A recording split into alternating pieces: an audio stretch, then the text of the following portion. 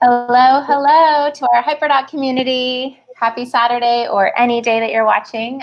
We look forward to this day each week. I'm here with Kelly and Lisa, and we love coming together with you all just to share the week's happenings and focus for the week, what feels most meaningful and relevant. And I think we've all been sensing the need to just take a step back and think about the nitty-gritty, the logistics of teaching digitally. What does that workflow look like and feel like?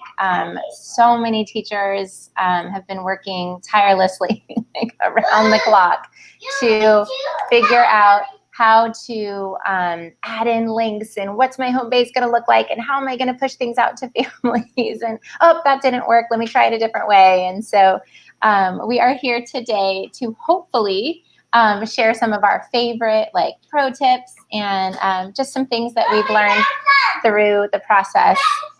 Great.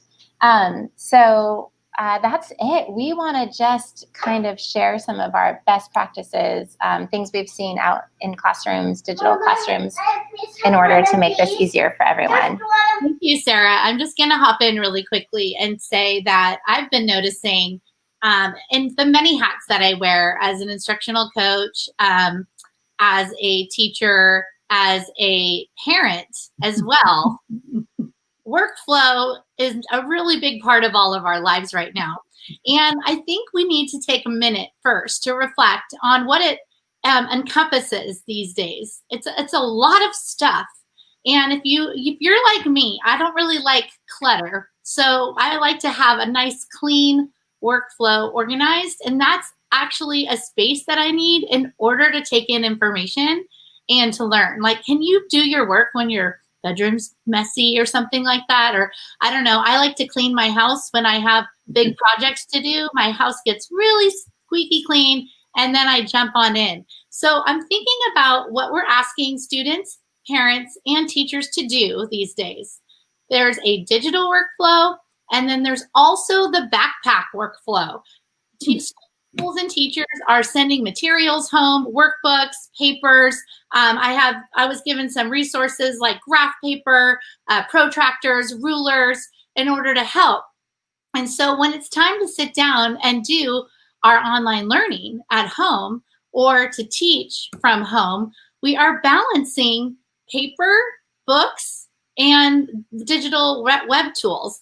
And all of this requires quite a bit of organization. So I just want to share with you that the reason we wanted to talk about this today is because workflow has the opportunity to create a barrier if it's not clear and concise with students. It could be one of the barriers to their learning if they don't understand what it is. And so we want to talk about some pro tips for finding some routines that work for you. Now today, Lisa is going to talk you through this multiple lessons that she has really cool pro tips for workflow. And this is a part of our online HyperDoc Academy. In the Academy, we have a whole course that is dedicated to this topic of workflow because it's so important. The first step is creating that HyperDoc. So if you're doing that already, you're already helping your students succeed by HyperDocing your lessons. The one learning objective, all the teaching and learning in one place from start to finish. That is step one. Congratulations, you are there. But as we know with HyperDocs, there's multiple directions that you can go. And you can try all of them or at different times, but just keep in mind that student-facing view. What does it look like? And how can I keep the clutter out and keep it nice and clean and organized? So I want to just show you really quickly what the online course looks like. And if you're interested in learning more, you can sign up at HyperDocs at a bit.ly at HD Academy, sign up. And that's where you would log into the website and sign up. And when you do, you would have access to this online course that is dedicated just to workflow. And you'll notice this first description is an overview, and there's 6 lessons in the course. The architecture of workflow, creating a home base, using Google Classroom, Seesaw, Canvas, and pro tips. the first thing I want you to consider is the tools are, a lot of the tools that we're using do the same things. So when we are talking workflow, we're talking pedagogy of workflow today and how to really streamline that. So here's the description. Then you'll have access to all the lessons, lessons 1 through 6. When you go through a lesson, I'm just going to skip down to this lesson here, lesson 6. For some reason, it's not loading. I'm not sure why. What it would look like is you go through the course and then you click work complete, and you would go through the ones that work for you. And as an online academy user, you would have a database that shows the learning that you have done, and that it also the hours that you've spent and fine-tuning your own craft for designing and delivering digital lessons design. So I just want to invite everyone who's watching to consider signing up. Log into hyperdocacademy.co. Even if you are not interested in subscribing yet, then try out the free courses and see how that learning is working for you.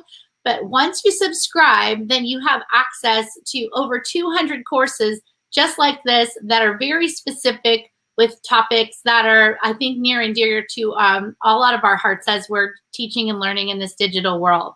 So with that, I want to invite Lisa to share with us her lesson today, because she has so many pro tips for you that you better get out a notebook or something and write all of these down, because she's got a lot of creative ideas to share with you that'll really help streamline this process for yourself and for your students.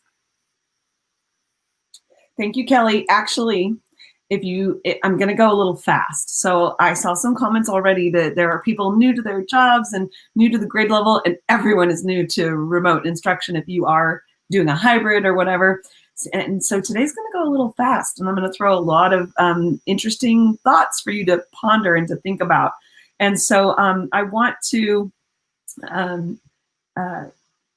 go ahead and share with you where you can find all this information if I'm going too fast for you. So I have a lesson already up there we go, where Kelly was just saying in the HyperDoc Academy. As I go through this today, it's just like I tell my students, you're my students for a little bit right now, but everything I'm going to talk about is right here in order for you. So you can go back and check this out at your own pace. I have everything linked up here. I actually have video tutorials to walk you through exactly what I'm going to talk about today. It's here. You may want to try this slip and slide add-on.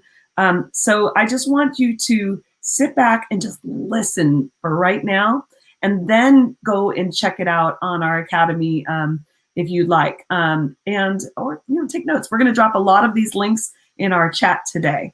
So I do want to start off with this idea of HyperDocs and passing them out, and how we do that. How do we share these? And I have to start with one of my very favorite HyperDocs, and I'm starting at the very end of it to highlight the creators of this amazing HyperDoc. Heather Marshall, Carly Mora, Sean Fahey, and Michelle Wagoner. They have made, honestly, I love this novel HyperDoc. Do you see what slide I'm on? Slide 99. As much as I love everything that's on here, like these lessons in here are so rich and so valuable and just amazing. Like it's like 6 weeks of walking you through a novel. And I'm sorry, it's also a node to Pernell Rip, who this was the Global Read Aloud, and Tara Martin for her book snaps. I mean, there's so many layers to this. It's an incredible lesson. It gets into STEM connection with robots, and it can be a lot, but the lessons are so unique and clever. I could see you really taking some of the ideas in here and wanting to remix this with whatever novel you're reading. This one is kind of like one of my master templates for that remix. But I'm not here to talk about remixing today. I'm here to talk about that I love y'all who made this. That's a little overwhelming to me now that I'm back to slide 1. There's 99 slides. And if I pass this out to my students, they're going to freak. So I want to show you my first workflow pro tip. It is not rocket science. I did not make this up. I've learned this from all my friends who are in this work. I just want to point out some of the workflow that I do. first thing I do when I open up a HyperDoc that is not mine is view only. I do not ask for access from the people who created this. All I have to do is go to File and make a copy of the entire presentation. And it's really important that when I make a copy of this, I'm going to call this template copy. And that's one of my first tips for you. So I'll call this template copy. And once it loads, I have to remember to make sure I change the share settings. I'm going to think about, how do I want to share this HyperDoc with them? Well, I know this one has lots of spots for them to write directly on the slides. So I'm already thinking about that. Okay, gosh, they each need their own copy, but this is so many slides. Oh, there we go. I have this little tweak there. It's so many slides. How do I send this out without giving them all the slides at one time? All right, so I have to slow down. First things first, I need to take care of business here. I'm going to go to File and Version History. And this is my first pro tip today. I'm going to see version history. And I could have named this version there, but I want to see where I'm at. It's a brand new copy. This is the first copy of it. I'm going to rename this copy. And if you click these three little dots, I can name this version. And I'm going to call this template copy. And you know what? I even might throw in the word original. So I know that this is my original copy. So no matter what I do with this lesson, I know every time I come back to it, I will be able to access it there. Now notice I'm in version history right now. In order to get out into the regular version of this, I need to use this back arrow. So it's very important. Sometimes you get in places, you're like, how do I get out of here? So the next step I would do from this is I have to start thinking about what slides am I going to pass out to my students first. Now, I'm planning this for a 5th grade class, so I'm going to immediately delete the 4th grade standards. I'm also going to think about, how do I want to chunk this? Now, I've already done some thinking, and I noticed that the authors of this HyperDoc did a whole little before we begin section. And I think that's a really good collection to start with. Now, there was also this little book snap section, and I was considering adding that in as well, but that's 11 slides before I even get to week 1. So I think I'm going to just go with before we begin. That's 9 slides, and it's kind of nice building that background knowledge before we read The Wild Robot. That means the rest of the slides need to go. And this is how I do it. I hold the Shift button. I scroll to the very bottom of this. And at first, this used to make me nervous. And click the last one. And I push Delete. Now I've just made my entire HyperDoc 9 slides. And before I move on, really important workflow tip here, I go back to version history. And I can see there's been a change from the original. And I go in and I rename this. Name this version, and I'm going to call it Before We Begin. And so if I want to, we'll go through this. I'll share this link now. It's ready to share with students in Google Classroom. They each get their own copy. Really important to remember. So they'll have their own copy. Now, I want to add on, let's say I got through the Before We Begin. I want to go back and add in the Book Snap lesson. So I'm ready to teach the Book Snap lesson. I'm going to go back to my version history. I'm going to go to the original, back to the original. And I can find, there's my Book Snap slides. I'm going to hold that Shift button, and it was only 2 slides. I'm going to copy them. And I'm going to get out of version history.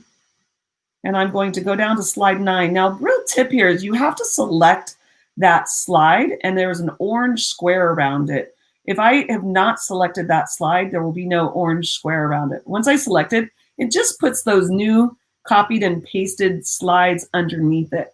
So I copied them using a shortcut, but you can also use edit and copy and paste, and it works as well. So all I did was go to my version history, find these 2 slides, and now in my template copy, I have 2 new slides. Now my students, remember, they had their own copy.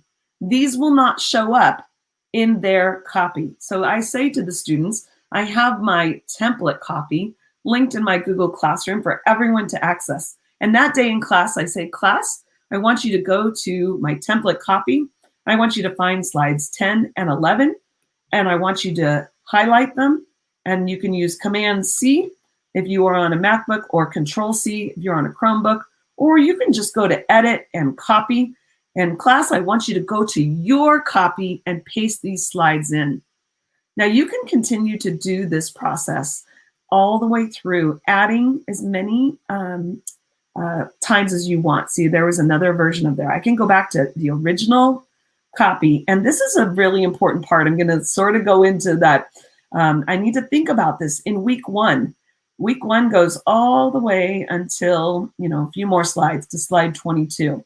And this is my time to think about, do I want all of these slides in here? So maybe I'll copy them all in. But this, I always say this is sort of like when I'm, oh, look, I'm getting confused with my list. Oh yeah, because I'm in version history. See, even I get confused. You got to remember you're in version history. I get a little, I get into the remix now. So here's week one. I'm back, class. Here's week one. I may want to go through this now, week one, and edit and revise these to fit my needs. Now, I know this avatar, that is Heather Marshall right there. If you want to personalize it for your class, this would be the part where you could put your avatar in. And we're good with that as long as you give credit at the end to all of the amazing authors who made this. So you can go through and personalize it. You can change out activities however you want. And then when you're ready, maybe you don't want to do all of that for week one. You say to your class, all right, we have slides 12 through 21 ready to go, class. You know the routine. I want you to select them and add these to your copy. Now you might say, and I hear you out there, hey, there's an add-on for that where you can add slides to students' slides that you've already passed out. And yes, you can. There is an add-on, and it's called Slip and Slide. And I have it linked here. You can Google it as well. The Slip and Slide add-on is a way for you to automate that and put it into students' slides for them. Even if you've already passed it out, it works through Google Classroom. But I have to tell you, folks, that sometimes for me, less is more. I love to teach the kids how to copy and paste because I'm going into the next lesson. Before I do that, I'm going to pause and take a breath and make sure if there are any questions out there that we have. Anything that's you're seeing so far before I move on? There's a lot already. You're on mute. Yeah. Excuse me, thank you.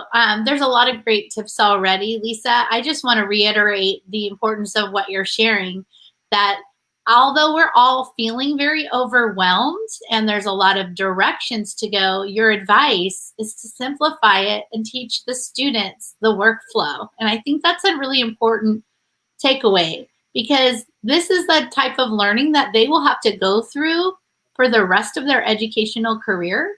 So Slip Inside is an add-on that does it for the teacher, for the students, but your advice is to empower them to learn how to select, copy, and paste into that digital portfolio. And I just think that's one step already into simplifying this workflow for yourself and empowering your kids.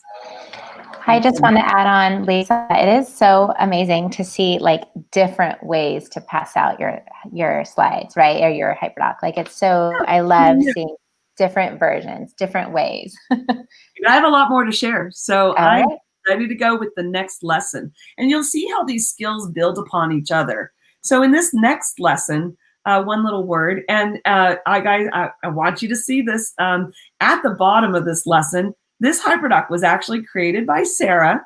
It was inspired by Ali Edwards and remixed by me because I was working with a class on this and I needed to add in some things that the teacher of this class, Mrs. Bell, wanted to include. Some of her standards she wanted to include. So just little things I added in. Now, when we did this lesson, totally different lesson, it has two parts to it. And we were thinking about how do we want the kids to get this? Now, I came in once a week to teach lessons to this particular class, and I did not want to put it into Google Classroom. I designed this lesson so that everything they needed was linked away. Nobody needed to write on this HyperDoc. So all I needed to do was link the main link to this and make it view only for students. Now, I want to show you, this is how we would do this in this class. I would come in once a week. We called it lab lessons. We were not in a lab. We were in the classroom working on Chromebooks. And you can see on slide 13, this was the week we did this. Where I have one little word is linked up here. And it was, whoops, the students, all they had to do was click on this and they were able to get to that HyperDoc. And it was a view only copy. And that's really important to understand. Now let's look at the workflow within this. In part one, we did this a little bit together. We had them in their writer's notebook write down their top choices for their word and discuss with partners and choose one. Now in a remote setting, you can already see the remixing. Oh, I wasn't going to talk about remixing today, but in terms of workflow, we were on paper and the directions are right here for them. Now here it gets into more workflow. The instructions are clearly posted. I tried very hard to not over teach this portion and really put as few instructions as possible, even putting visual clues of highlighting things that I wanted them to do. So once they selected their word, they were going to use Adobe Spark Post. I gave them the link to it to make this poster for their word. And they were going to create this then, put it into your digital portfolio. They're going to create a slide, add your name. And you might be saying, where are digital portfolios? What do you mean? Everything is a couple steps back. You might notice in my lab lessons, if that was passed out, my very first lab lesson back in September of that year, we needed to make digital portfolios. And I really appreciate this lesson. And I think this lesson is going to lend well for our remote situation where kids can go through and put everything they created into that. Here is my personal one that I would model from my digital portfolio. And you can see if I followed the instructions, I'm going to get rid of this little text box there. If I followed the directions, then I would be building out that was my poster from Adobe Spark, and I would write my why I chose that. Now, the reason I'm taking you through all these steps, I mean, there's multiple layers to this. Like you kind of have to go back and start at the beginning, but watch this part. I ask kids all the time, create in your portfolio. That way they have a copy of their work there. Then I say, I want you to copy that. And I want you, class, here we go. There we go. At one point, when I go to have them turn that work in, I have a spot at the bottom of this HyperDoc. Remember I said it was view only. At a point in class when I think everyone is done, I have them change the share settings, or I change the share, I'm sorry, I don't have them. I change the share settings to anyone with a link can edit. And I say, all right, you guys, the slides are open. I want you to go copy and paste your copy from your portfolio, go copy your slide. And I want you to paste it into, oh my goodness, there we go. I want you to find a spot at the bottom here. Look at the kids knew exactly what to do. And I want you to paste that work in and do not link that up. And that is such a fast way for kids to turn it in. Now, there's a reason why I wanted them to turn it in like this. I wanted them to see each other's really quickly. I wanted them to be able to say, oh my gosh, look at your word. Oh, and then have that conversation. Now, did I want to share this as a showcase way to showcase their work? Yeah, it's not really my purpose. My purpose was to build community, have them get to know each other, have them see each other's work and how they handled it. If I wanted to do it differently, I would have, on the slide right here, put a link to a new slide deck away from this lesson, and then I would showcase it that way. Maybe I would embed that slide deck in a website, or what I call digital bulletin boards now. But this one, I really just wanted to teach that skill. Again, bringing up those skills that they learned from their wild robot lesson for copying and pasting their work from their digital portfolio, now turning it in a really quick and easy way. Now, folks, you might be saying, but I teach first grade, I teach kindergarten. I do this with down to first grade. I have not taught a kindergarten class for this yet, but it is one of my first things I teach, and I give them opportunities to practice it.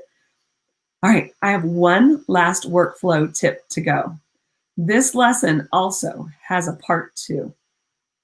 And in part 2, this was an additional piece that we wanted to do a little word work with this. And this slide has so much information about what I was expecting. Create a collage that is all about your word. And I envisioned it to, at first, look a little like this. And I thought, oh, it'd be so fun for them to draw that. And it was really great because they could sketch it out. And I thought, oh, that would be fun. And that was actually, come to the carpet, write in your writer's notebook, sketch it out. And I wanted to support these. These are 4th graders who were doing this lesson. And on here, I embedded this image as a background, but I put these links over it. So if they needed support, how do I find the definition of my one little word? How do I find a quotation about my one little word? And so I go to Goodreads, popular quotes. How do I find a synonym? And so they could find that all there. Now I would walk the kids through how to find that information. And this intentions and reasons why down here, we needed to go to the carpet. They did not understand what their intentions, what are your intentions or goals around that word? That was a discussion. That's why I didn't link it there. But my instructions are complete for them to do it on paper first. But I really wanted them to get to the point where they were able to create something that looked like this. This is my digital version of that. And so I thought, well, how do I get them to make this? Because usually, they'll do only part, they'll leave some off. I created a template version of this. And this is reverse order. They went from this slide deck. I said, okay, class, I want you to copy this. You can either go to edit, copy, or you could do Command C or Control C. Copy this link. I want you to go to your portfolio and I want you to paste that template in and do not link. Now, when I first did this, I thought, why wasn't I not doing this a long time ago? Because I had put in all this word art and all they had to do then was double click on it and edit it. And so gratitude, and that is their new word. And I kind of walked them through how to do that. You can see I was demoing right here. I showed them how if you select it, you can change the color of the word. You can change the thickness of that outline. You can stretch it to make it bigger. And then I said to the kids, now remember, go back and look at the mentor sample. Go back and look at the sample I gave you. And at first I was really worried that they would copy mine and that mine would hinder their creativity. You guys, guess what? Nobody did it anywhere near mine. It was funny. It was like mine repelled them almost. They came up with their own design, but it gave them tips like, oh, I can color in those shapes in there and make it look completely different. And so I did show them that there were already text boxes filled in, but you could color in that shape behind it however you wanted. And then you could put your text boxes over that. And just to remember how to do that. Now, remember, I'm navigating with 4th graders on this. And so when they go to fill this in, they got really good at playing around with it.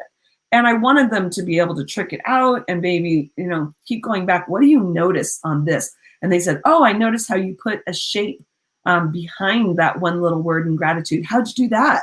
And so then I'd come back and I'd say, well, I went to shapes. And all I'm doing in this process is really teaching them how to do a little more of, I'm going to put this shape here. How to do a little more lesson design and maneuvering with of the work they're doing so that they can turn in work that not only are they really proud of, that really stands out. It's all these little tips. Well, this is getting a little loud, so whoa, but it's starting to look totally different and totally unique to what they wanted to do. And I really loved seeing their unique creations. Now, I did not go back and have them turn this in.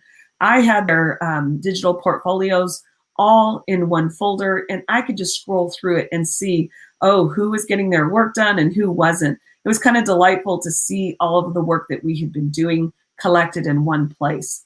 Now, one thing that does come up when I leave things open to edit, and I wonder if you were wondering this, because this definitely happened to me. when I had this open to edit and kids were coming in and putting their copies in here, guess what happened? We started to delete my slides, my text was changing, my text boxes were changing, and I was on accident. You know how that goes. Even though I was really careful in this one, I inserted this. You can see you can't delete those words. I had inserted this as an image to even help with that. But these text boxes got messed up and moved. All I had to do, because I have prior knowledge on this now, all I had to do was go to version history, see version history, and see that I had the original teacher copy. I could go fix my slides at the end of the day, close those share settings, fix my slides, and copy and paste these original versions back into the one that got all messed up. This version history technique has really changed the way my drive looks. Instead of me making multiple copies, I just make one copy and organize through here. Let's say I wanted to use this the next year. I could go to the original teacher copy and I could just make a copy from here and name it for the next year. So lots of different ways to handle this. There's a lot of fancier pro tip ways to do this. And if you have them, I'd love to hear about it. But I just wanted to walk through and show you some that have really worked for me. They're very simple. And so it works with my personality and the amount of time I have in terms of making all of this work, especially when you are finding a good HyperDoc that you want to remix it. I love the novel HyperDocs. They feel a little big and overwhelming to me sometimes, and I want to just feed the kids a little at a time. I like to build agency in them, though, to take charge of that. And I'm starting to work with second graders on how to copy and paste slides into their existing lessons, and it's working. When we repeat these strategies over and over and practice that workflow and demonstrate it. I got into a Zoom on Friday. I said, let me show you one more time how to copy and paste these slides in. I've got new slides for you. And I'll tell you what, if you make your slides something engaging and interesting, like, what's that? They're going to learn how to do it, because otherwise they don't get that slide. Or maybe I have to work one-on-one with them.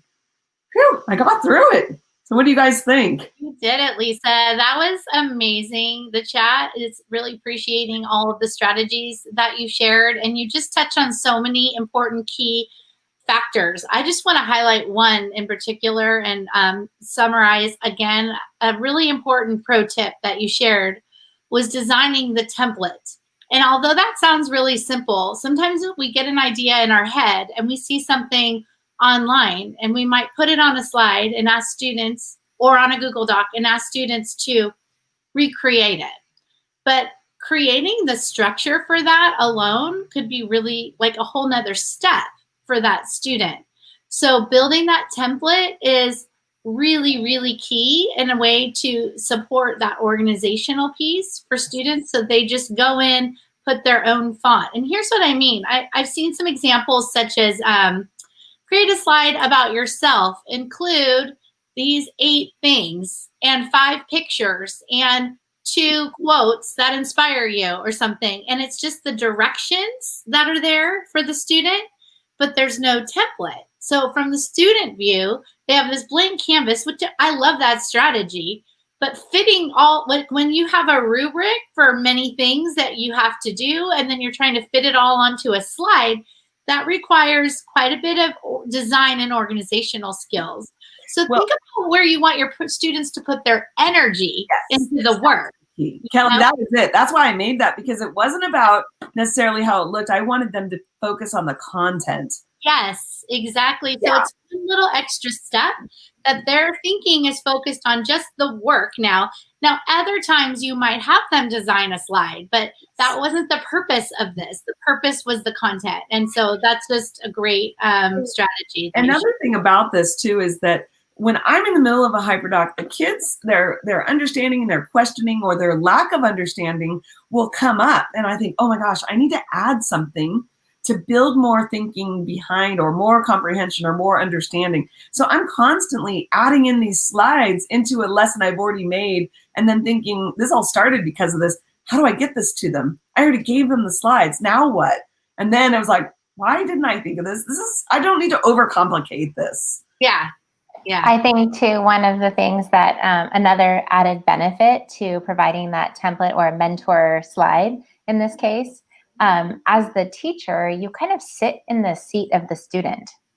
And I think when we're talking workflow, it's kind of helpful to like do the work that we're going to turn and ask kids to do, so that you're actually doing and creating, but imagining what that workflow might look like. In your case, using, word art. Okay, I'm going to use word art. Okay, maybe that's something I want to teach kids. So you kind of do it. And then you're also thinking, what skills or strategies might I teach students? So just by being the learner yourself, I think that's a great way to help teachers also think about what they need to turn and teach. So there's like that extra layer of doing that work yourself. And I really do apologize though, because I went through lots of layers today, and I always am like having to step back. So thinking about, before I did one little word, I needed to have already done the portfolio lesson. And so that portfolio lesson is something that I just launched with, and having a place for them to, do their messy work. It's like their digital writer's notebook, or, a showcase of their own things.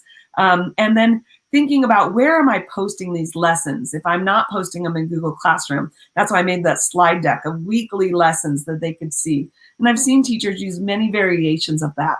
You can house that in Google Classroom, but really thinking, like stepping back to those, building those tech skills, and then coming back maybe like a week later, a month later, and revisiting those skills of copying. And, oh, guys, guess what? I need you to use that skill of copying and pasting these slides in with this lesson. You remember how to do that? Remember, we did that with Wild Robot.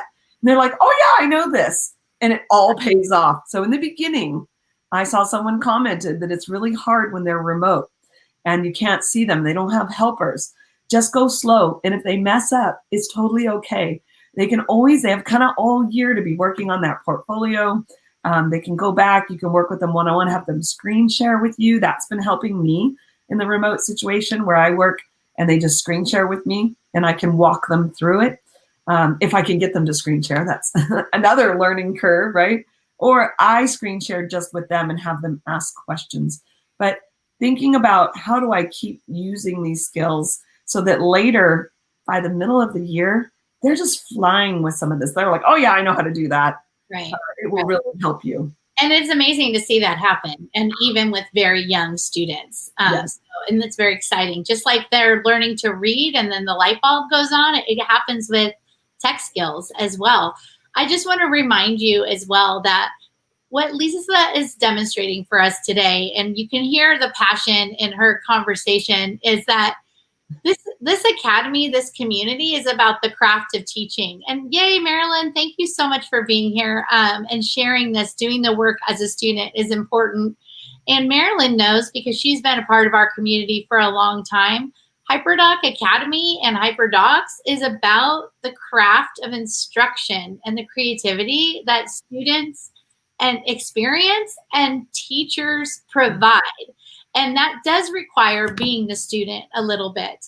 And so that's why we invite you to learn more, because that's what those courses are about. Those courses are mini lessons around solving these problems. We talk about them, bigger picture items, on Saturday, but they're broken down into mini lessons for teachers when you're ready to go and grab and get those ideas and lessons for yourself. And really, this is what you're doing for your students as well. You have your synchronous teaching and then your asynchronous time where they can go explore and get more information. That's what the Academy is about. So I just encourage people to join us there. And if you are having a problem or in your classroom or something that's really weighing on your mind, we encourage you to reach out to us, because that is how we come up with all of the content. It's really solving the problems of what's going on in classroom. We're not solving them all. We're just sharing ideas. And of course, there's multiple ways to approach all of this. But that's what the collaboration and the community is about as well. So Lisa kind of took us in this new light today of version history and, the power of just teaching the student the skill There's many, many more ideas and strategies shared in the Academy as well. I just want to appreciate our Facebook community, because that's really partly where this idea came from today, to focus on workflow, because we see the conversations that you're having with each other in our Facebook group, and the discussion where someone will post a question. And a lot of times right now, it's very tech oriented. Like, how do I saw a great chat the other day about using master slides versus downloading a PNG to have in the background, which Lisa touched on today as one of those workflow choices when you're building your HyperDoc lesson. And you don't want people to edit that master, that key slide with your directions. And so I just want to appreciate our Facebook community, because we see you having those conversations, helping each other out in your spare time, jumping on to provide different workflow ideas and options. And just know that our idea for today's topic came from observing the conversations that you're having and where we think you're at. So we quickly, added to our Academy. So we're building the Academy to be the space for you to go when these questions and issues come up as well. So thank you for having those discussions. We're watching. We want to be helpful in any way possible.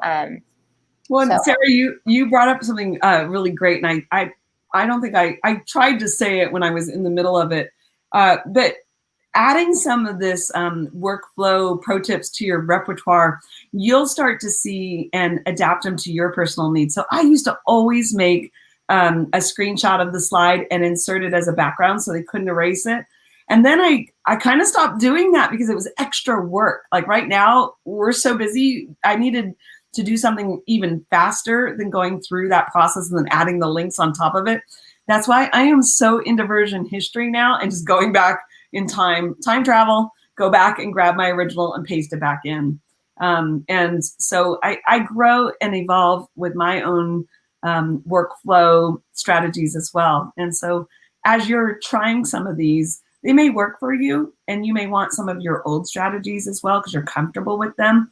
It's all about, do you have the capacity to learn something new right now? Yeah. And take care of yourself. So when we show these, if you're not ready for this lesson yet, take a deep breath. That was a lot of little tips and tricks, but I want you to keep it in the back of your mind as you're trying to teach with HyperDocs and you're thinking, how do I do this? I'm not quite sure what to do. Come back to this video. Yeah, and I think with workflow, if you're getting a lot of student or parent emails asking questions around where to turn things in, where to find things, that's your formative assessment that you might want to try some different ways of share or hit the reset button on what does it look like. Because I know when we started remote teaching, a lot of people were very eager and excited to share multiple tools and digital integrations, and then you have your digital curriculum that your district has adopted, and some people have been very energized with the idea of sharing all of these things, but depending on your students' grade level, age, and maturity, it's possible that there needs to be like a more pared down version of sharing that out if you're getting that kind of a feedback as well. So just reflecting. We're always reflecting and listening to the students. I see there's a former boot camper on here. Hi, Laura. Thanks for joining us today. And we'll love to hear your feedback on the new Academy if you're in there, because a lot's evolved since our boot camps, but it started with all of you in boot camps. So it definitely did. Yeah. We just want to appreciate you all for your time, and know that our Academy is, we're just adding lessons. We're wanting to meet your needs as they surface. But until then, we hope you'll continue to join us in our Facebook group and any other social media platform that's best for you. We're on Twitter, YouTube. We're just trying to be there and be present to walk this journey with you all. So thank you guys so much. We really appreciate all the ways that you're doing the work. Have an incredible afternoon or evening, week, and we'll stay connected. See you guys next time.